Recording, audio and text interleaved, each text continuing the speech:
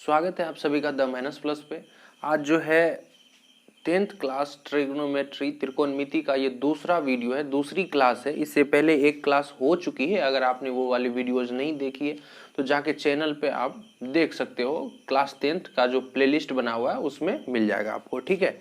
अब देखिए, इससे पहली जो वीडियोस थी उसमें हम लोग सीखे थे पाइथागोरस प्रमेय के बारे में, त्रिकोणमिति क्या है, बहुत सारी चीज हम उसमें सीखे थे। आज हम उससे आगे की चीज जो है वो सीखेंगे।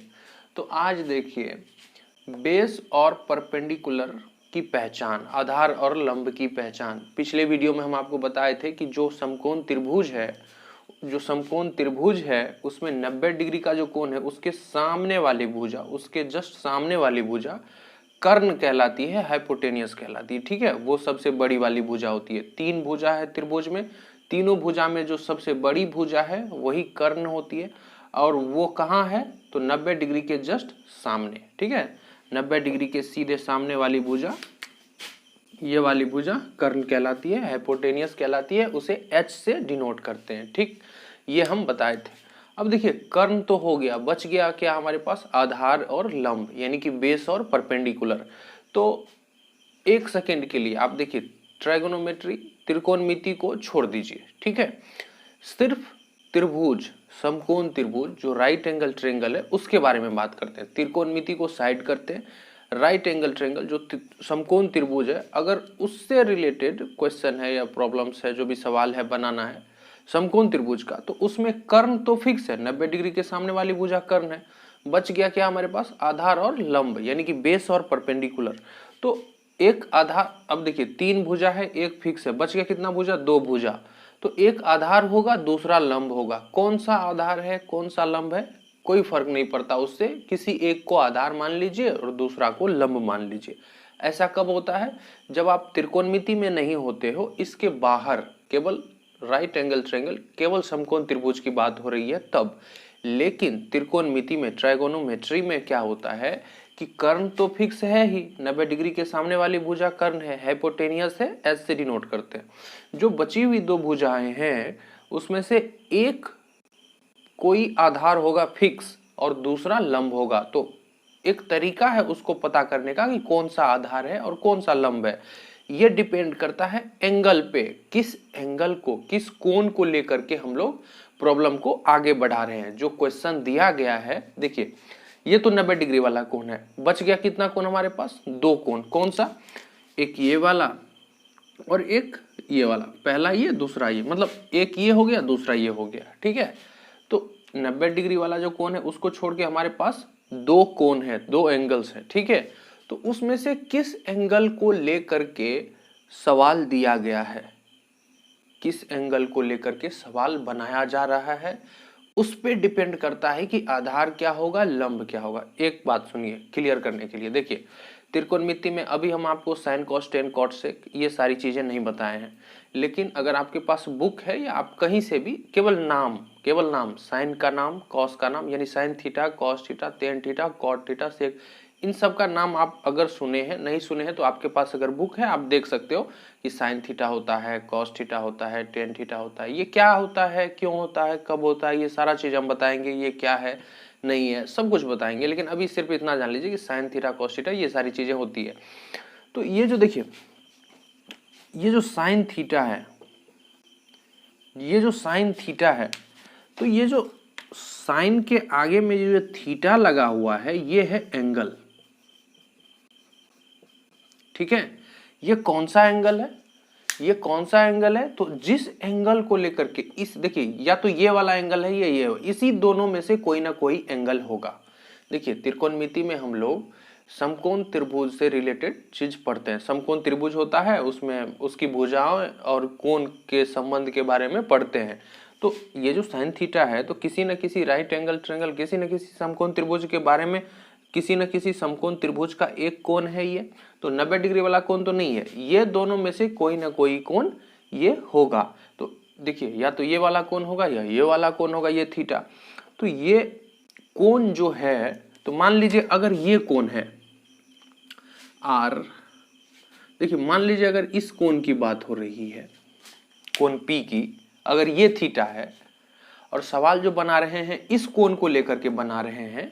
ध्यान से सुनिए, आधार और लंब कैसे पहचानिएगा, यहीं पर छिपा हुआ है, परपेंडिकुलर और बेस किस तरह से। देखिए अगर प्रॉब्लम जो है इस एंगल के थ्रू आगे बढ़ रहा है, प्रश्न इस कोण से आधारित है, तो अब ध्यान से सुनिए, ध्यान से सुनिए, इस कोण से, कोण P से, ठीक है, कोण कौन सा है, ये P लिख दीजिए यहाँ पे, मान लीजिए। तो ये कोण P है और इससे सटा हुआ, इससे जस्ट ये वाली भुजा जो है, जो जस्ट इससे चिपका हुआ है, या इस कोण को बनाने में एक भुजा ये भी शामिल है, तो इस भुजा को कहते हैं कोण P की संलग्न भुजा। ये जो कोण P है इसकी संलग्न भुजा, संलग्न भुजा, ठीक है, या इंग्लिश में side adjacent to angle P। ये एडजेसेंट साइड है इस कोण का। ध्यान से सुनिए, यहाँ पर आपको ध्यान से समझना पड़ेगा, ताकि जब हम सवाल बनाएंगे ना तो उस वक्त ज्यादा इस चीज पे जोर नहीं देना होगा कि देखिए आधार ये हुआ, लंब ये हुआ, आधार ये हुआ, लंब ये हुआ।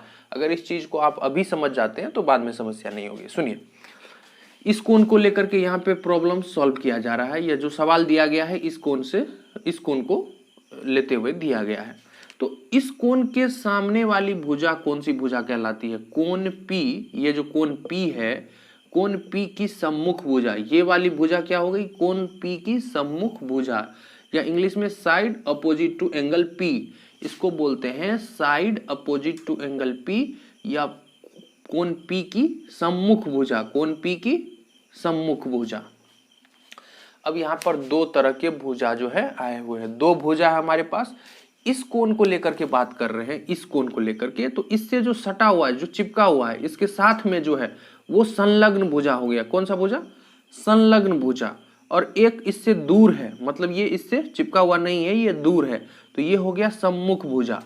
एक संलग्न भुजा, दूसरा सम्मुख भुजा।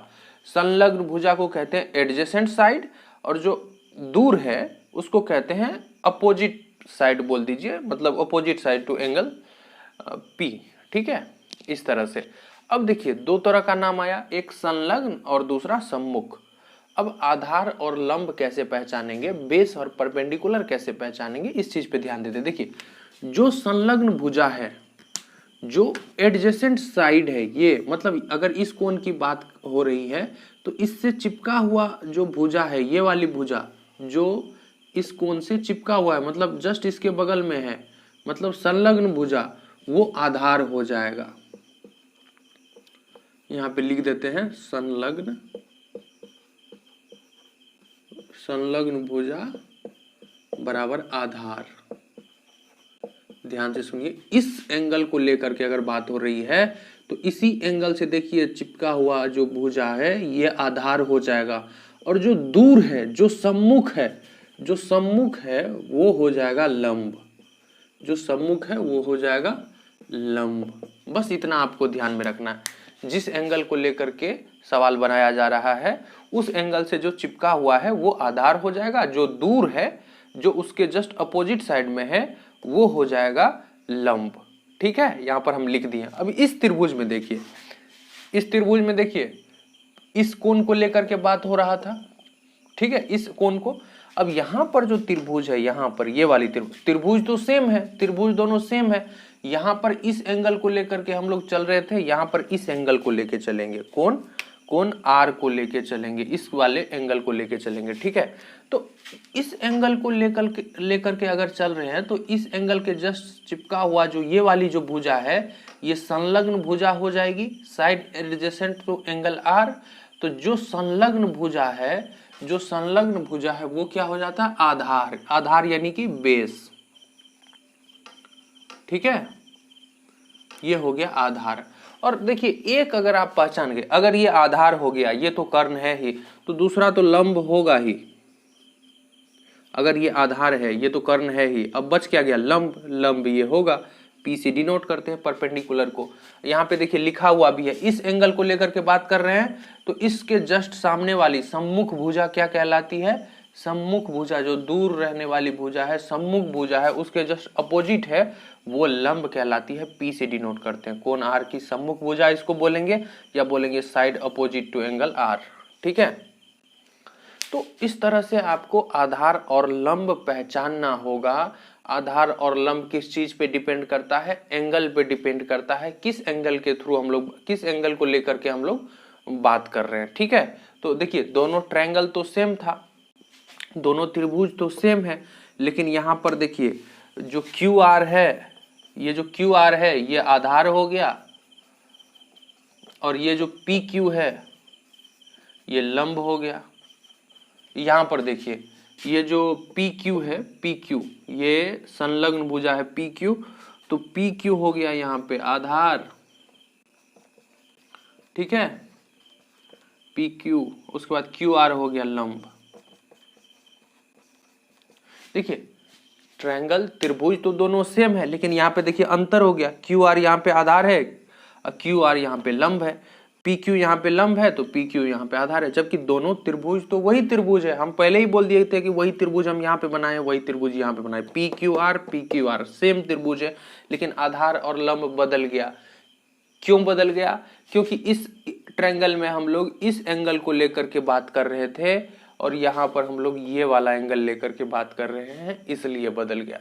तो हमेशा जो है लंब और आधार डिपेंड करेगा एंगल पे, किस एंगल पे, जिस एंगल को लेकर के सवाल प्रॉब्लम जो है वो बनाया जा रहा है, या जो दिया गया सवाल है वो उसमें कौन सा एंगल लिया गया है, इस चीज पे डिपेंड करेगा। ठीक है, तो आशा करते हैं कि ये चीज क्लियर हो गया होगा।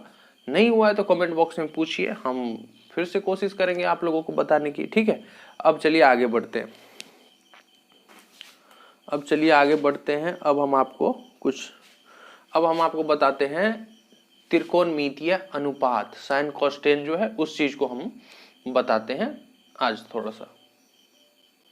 ये बोर्ड पर आप लोगों के लिए होमवर्क है कि अगर आप लोग समझ गए हैं कि आधार और लंब जो बेस और परपेंडिकुलर है कैसे पता किया जाता है, तो ये दोनों आप लोग सॉल्व करके आंसर कमेंट बॉक्स में बताइएगा। ठीक है, अब एक चीज देखिए, जिन्होंने टेकमिनट ऐप पर ज्वाइन कर लिया है उनको पता है कि क्यों ज्वाइन किया, कैसे किया। जो नहीं किए हैं ज्वाइन, वो ज्वाइन कर सकते हैं।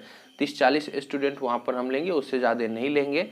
अब देखिए ज्वाइन करने पर देखिए ये वीडियो जो आप अभी देख रहे हो ये आपको बिल्कुल फ्री में मिलेगा, ठीक है, हमेशा। लेकिन क्लास के जो नोट्स है, जो अभी हम पढ़ाए, वो आपको नोट्स पीडीएफ के फॉर्म में, और सभी चैप्टर का जो इम्पोर्टेंट क्वेश्चन है वो पीडीएफ के फॉर्म में, और आपका जो कुछ भी डाउट होता है वो हम व्हाट्सएप पे क्लियर करते हैं जिन्होंने ज्वाइन किया है उनका। और अगर व्हाट्सएप पे क्लियर नहीं हो पाता है तो उनके लिए उस टॉपिक पर स्पेशल वीडियो बना देते हैं। ठीक है, इसके अलावा संडे का जो टेस्ट है वो भी मिलता है ज्वाइन करने पर। ज्वाइन करने के लिए लगता है, देखिए डिस्क्रिप्शन में लिंक है, वहां से आप लोग ज्वाइन कर सकते हो। ज्वाइन करने, देखिए ऐप डाउनलोड हो जाएगा, उसके बाद मांगेगा आपसे क्लासरूम का आईडी, जो कि डिस्क्रिप्शन में दिया गया है। क्लासरूम का आईडी क्या है वो, अब 200 रुपया पर मंथ के हिसाब से उसमें लगता है। तो जो जिनकी इच्छा हो वो ज्वाइन कर सकते हैं, वरना आप ये वीडियोज फ्री में देख सकते हो। और आपको नोट्स जो है, जिस वक्त वीडियो को रोक के या स्क्रीनशॉट लेके आप नोट्स भी खुद से बना ही सकते हो। तो आज की वीडियो में इतना ही रहने देते हैं। अगले वीडियो में हम लोग बात करेंगे त्रिकोणमितीय अनुपात के बारे में, trigonometric ratio, sine cos tan cot. आज छोड़ देते हैं वीडियो, अगली क्लास में हम लोग इसके बारे में देखेंगे त्रिकोणमितीय अनुपात क्या है, किस तरह से चीजें होती है। अब ये वाली वीडियो और पिछली वीडियो ये दोनों आप लोग देख चुके हैं, दोनों समझ गए हैं। ठीक है, जो चीज समझ में नहीं आया है वो आप कमेंट बॉक्स में बताइए। ठीक है, तो और समझ में आ जाएगा अगर वीडियो आप बढ़ा के नहीं देखोगे, स्किप करके नहीं देखोगे, तो ये चीजें समझ में आ जाएंगी। ठीक है, आधार और लंब पहचानना बहुत इंपॉर्टेंट है, तो इस चीज को ध्यान से, और इसका आंसर कमेंट बॉक्स में बताइए। ठीक, चलिए मिलते हैं अगले वीडियो में, तब तक के लिए टेक।